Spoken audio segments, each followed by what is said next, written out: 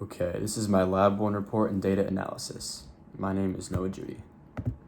So setup. We were tasked with finding an object that we could set into a state of constant linear motion and recording said motion for analysis. Our lab group used a sliding metal object positioned along a long metal rail and recorded a video of the object in motion after being given a slight push. And we also used a 12 centimeter long eraser directly below the object to have a frame of reference for the distance that the object traveled in said time. So for our analysis, we uploaded the video to a program called Tracker, and this software allowed us to track the position of the object frame by frame relative to time and give us a data table that we were able to upload to a Google spreadsheet. And then later, we used a Python coding program called GlowScript to create a computational model to simulate the motion of the observed object. We did this using the calculated average velocity based on the data that we had collected from Tracker. And GlowScript also gave us a data table that we could upload to the Google spreadsheet from earlier. And now that we had both data tables uploaded to a spreadsheet, we created two graphs to allow us to visualize the differences in our data from the actual motion from the tracker and then the predicted motion of the object from GlowScript. So this is our first graph of the actual position versus time. This graph depicts the actual recorded position versus time of the object using the tracker software.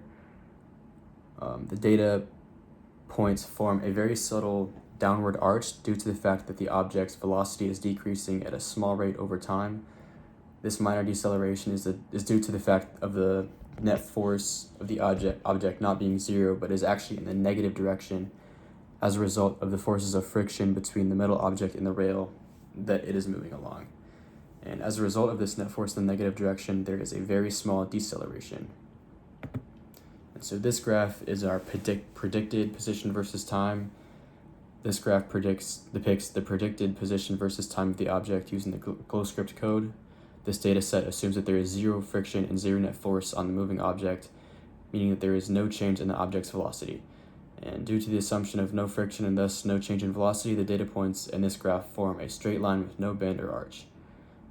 The difference between the actual and predicted position versus time graphs display that in reality, the force of friction has a very real effect on the motion of objects.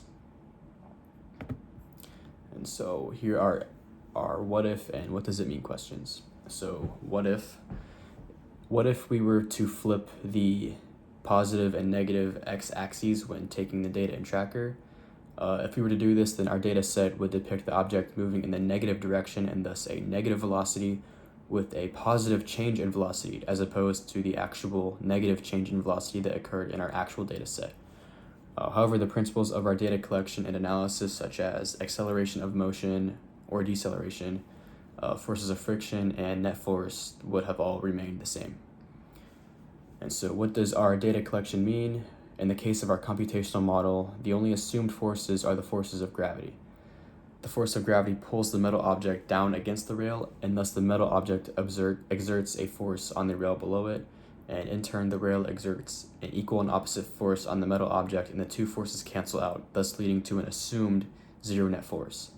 However, this model does not take into account the real force of friction, which would be pushing against the metal object in the opposite direction that it is moving, thus slowing it down over time.